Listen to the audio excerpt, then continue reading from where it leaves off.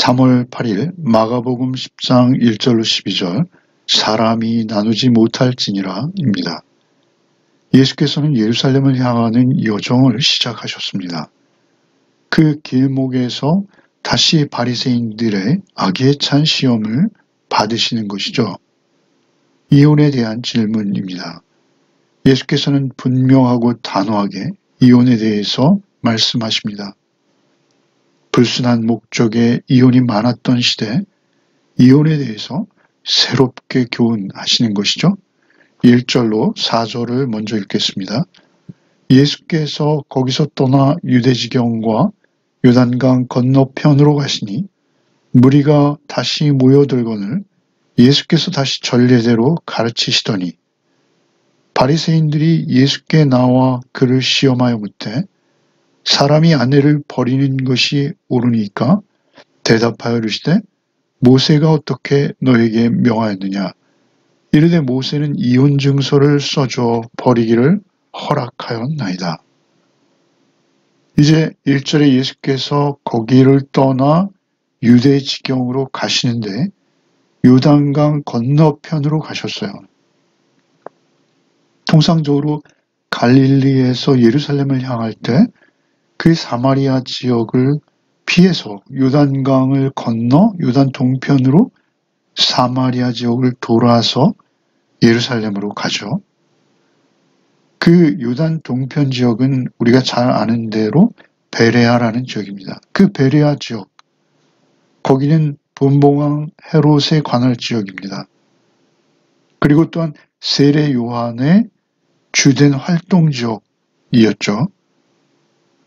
그 헤롯의 아내의 일로 요한이 참수를 당했던 그 말씀을 전하던 그곳입니다.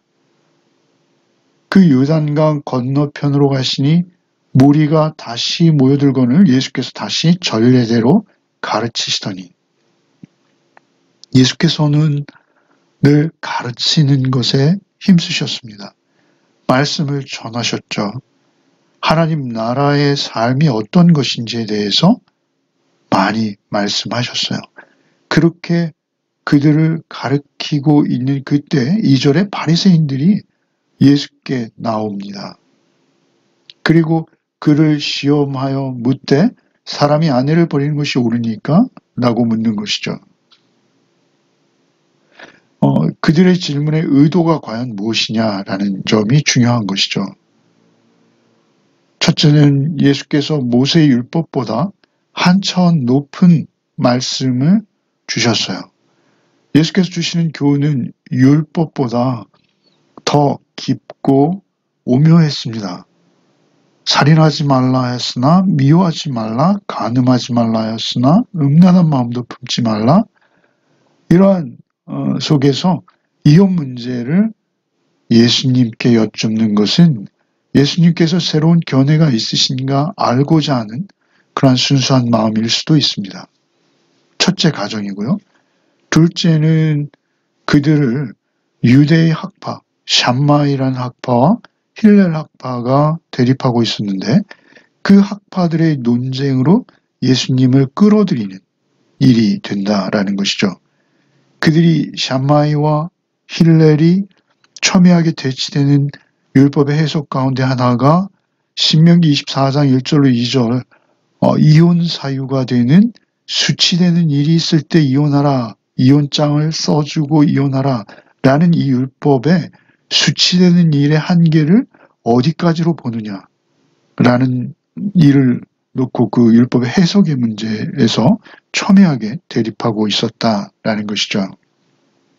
그런 상황에서 예수께서 그 논쟁으로 빠질 수 있다라는 것입니다.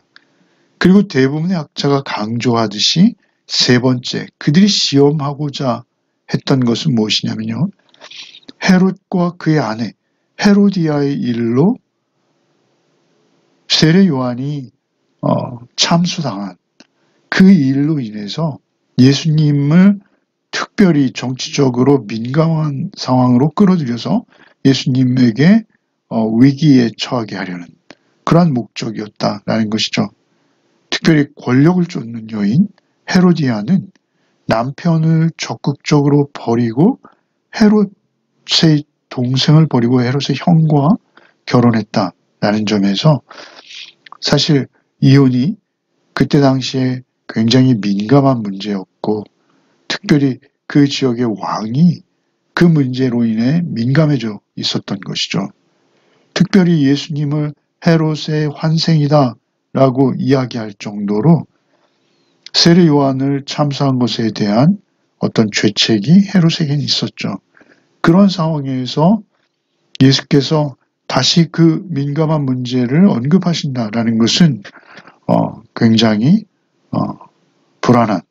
불안하게 되어지는 그러한 논쟁일 수 있다라는 것이죠. 그러나 예수께서는 아주 단호하게 말씀하시게 되죠. 3절에 대답하십니다. 모세는 어떻게 명했느냐? 그들의 질문의 동기를 예수께서는 아셨을 것이죠. 정확히 아셨을 것입니다. 그러자 4절에 그들이 이르되 이혼 증서를 써주어 버리기를 허락하였나이다.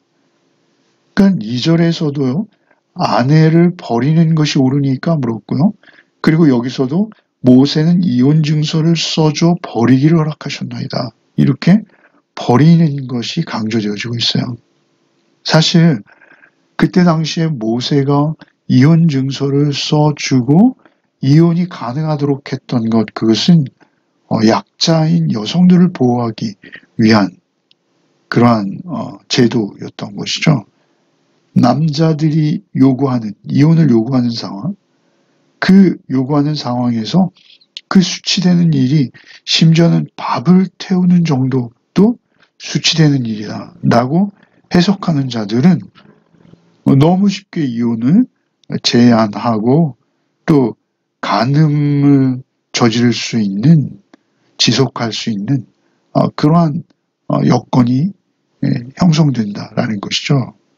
그래서 예수께서는 이 문제에 대해서 아주 단호하게 말씀하십니다. 5절부터 9절을 읽겠습니다. 예수께서 그들에게 이르시되 너희 마음이 완악함으로 말미암아 이 명령을 기록하였거니와 창조 때로부터 사람을 남자와 여자로 지으셨으니 이러므로 사람이 그 부모를 떠나서 그 둘이 한 몸이 될지니라. 이러한즉 이제 둘이 아니요 한 몸이니 그러므로 하나님이 짝지어 주신 것을 사람이 나누지 못할지니라 하시더라. 예수께서 이혼 증서를 써주어 버리기를 허락하였나이다 라는 대답을 듣자 너희 마음이 완악함으로 말미암아 이 명령을 기록하였다라고 말씀하시죠. 모세의 그때 당시에 이혼 증서를 쓰고 이혼이 가능하도록 한 것은 버리기를 비롯 허락하셨으나 그 원인은 너희에게 있다. 너희 마음이 완악하다는 것입니다. 완악하다는 것은 그들이 이혼을 굉장히 희망하고 있고 또 율법이 그러한 여지를 주지 않으면 그들이 이혼을 이행할 수 있는, 그래서 그 범죄가 너무나 만연될 수 있는 그러한 상황이었다라는 것이죠.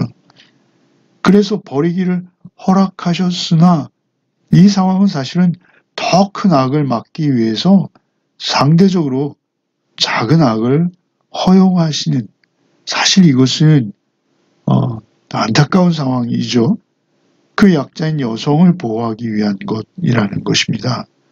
그럼에도 불구하고 모세가 너의 마음의 완악함으로 인하여 이 명령을 기록하거니와 사실 하나님의 뜻은 그렇지 않다. 6절에 창조 때로부터 사람을 남자와 여자로 지으셨으니 이러므로 사람이 그 부모를 떠나서 그들이 한 몸이 될지니라. 이러한즉 이제 둘이 아니요 한 몸이니. 창세기를 끌어들이시는 것이죠. 모세의 신명기도 하나님 말씀이요 창세기도 하나님의 말씀이죠.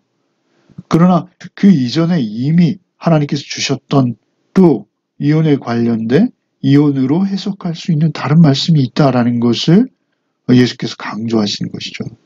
신명기에 앞서서 창세기가 있었다라고 설명하시면서 남자와 여자로 지으셨고 사람이 그 부모를 떠나 그 둘이 한 몸이 될지니라 라는 이 창세기 말씀.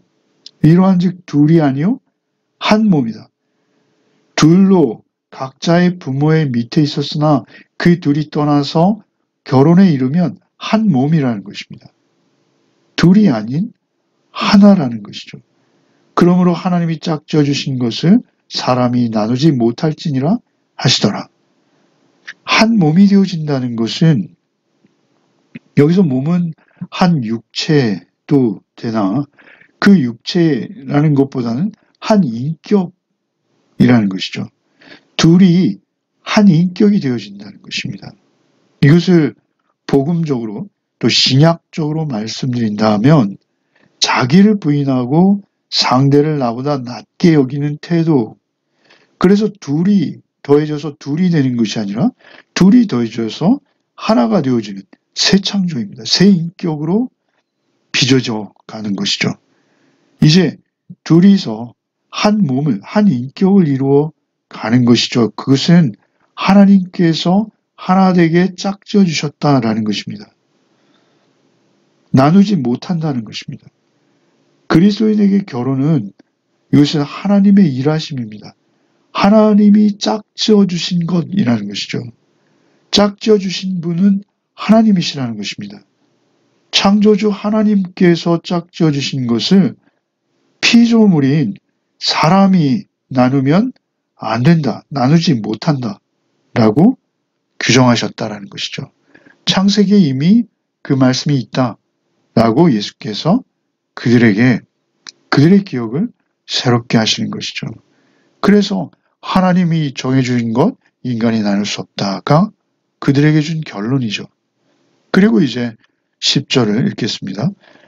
집에서 제자들이 다시 이를 물으니 이르시되 누구든지 그 아내를 버리고 다른 데 장가드는 자는 본처에게 간음을 행하며 그 아내가 남편을 버리고 다른 데로 시집가면 간음을 행함이니라.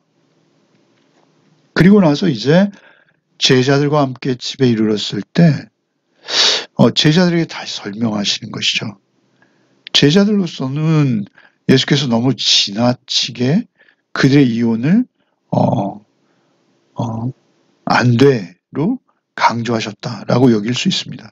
당시의 시대상이나 현재의 시대상도 그렇습니다만 이혼이 그저 주변에서 그렇게 드문 일이 아니었다라는 것이죠. 지금 같지는 않았겠습니다만 그래도 이혼들이 많이 있었던 시대라는 것이죠. 그래서 아내를 버리고 다른 데 장가드는 것, 그거는 본처에게 간음을 행함이다. 규정하시는 것이죠. 아내가 남편을 버리고 다른 데로 시집가도 그 아내가 또 간음을 하는 것이다. 라고 말씀하시는 것이죠. 예수께서는 마태복음에서 산상수훈에서 이혼에 대해서도 이미 언급하셨습니다. 이혼을 허용하지 않으셨습니다. 배우자의 간음이 유일한 이혼의 근거일 수 있습니다. 그래서 우리는 이혼에 대해서 신중해야 한다라는 것이죠.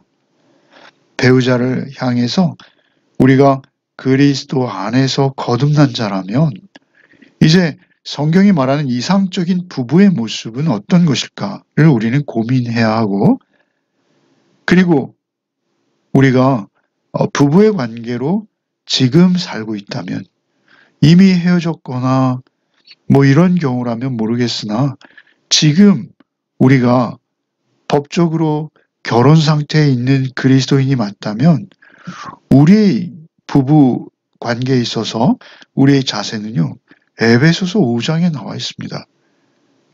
에베소 5장 28절에 남편은 아내 사랑하기를 자기 자신과 같이 사랑할지니 자기 아내를 사랑하는 자는 자기를 사랑하는 것이라. 둘이 한 몸이기에 아내를 사랑하는 것은 자기를 사랑하는 것이라는 것이죠. 한 몸이어서 가능한 것이죠. 또 에베소 5장 25절에는 아내 사랑하기를 그리스도께서 교회를 사랑하시고 교회를 위하여 자신을 주신 같이 사랑하라 라고 말씀하셨습니다. 주께서 우리를 사랑하사 우리와 하나 되어짐처럼 우리가 아내의 인격을 우리가 그렇게 품어야 한다라는 것입니다. 이것은 예수로 거듭난 자는 자기를 부인하고 날마다 자기 십자가를 지고 주를 따르는 것이죠. 그런데 우리가 우리는 성격이 안 맞아. 성격 차이로 우린 이혼할 지경이야. 라고 함부로 말할 수 없다는 것입니다. 그 부족한 성품 속에서 오히려 나를 발견하고 그의 부족함을 내가 채워주기 위해서 무슨 일을 할 수 있을까? 그것을 고민하는 것이 우리의 자세요, 우리의 태도라는 것입니다. 우리가 결혼을 했다는 것은 이제 하나님의 새로운 창조의 손길에 우리를 맡겼다라는 것을 의미합니다. 어떤 상황에서든지 더 나보다 낮게 여기고 서로 희생하고 섬기며 주님 말씀 안에서 말씀 앞에서 서로를 배려해 나갈 때 하나님께서 신비로운 하나됨을 경험토록 은혜 베풀어 주실 것이다 라는 것이죠. 오늘도 우리가 모든 결혼이든 모든 면에서 그리스도인답게 은혜 받은 자답게 또 하루를 살아내는 복이 있으시기를 바랍니다. 기도하겠습니다. 주님 감사합니다. 우리에게 주신 가르침을 기억합니다. 그 둘이 한 몸이 될지니 이제 둘이 아니요 한 몸이다 하시고 하나님께서 짝지어 주신 것을 사람은 나눌 수 없다 라고 말씀하신 그 말씀을 기억하며 서로를 섬기며 서로의 부족함을 포용하며 그것을 채워가는 우리의 모든 열매 가정들 되게 하여 주시옵소서. 오늘 하루도 오직 성령께서 우리의 삶을 인도해 주실 때 평안한 가정, 화목한 가정, 주님 안에서 하나 되는 가정 되게 하실 줄 믿습니다. 오늘 하루도 오직 성령님 안에서 성령님만 의지하며 하루를 살게 하여 주옵소서. 예수 그리스도 이름 받들어 기도하옵나이다. 아멘.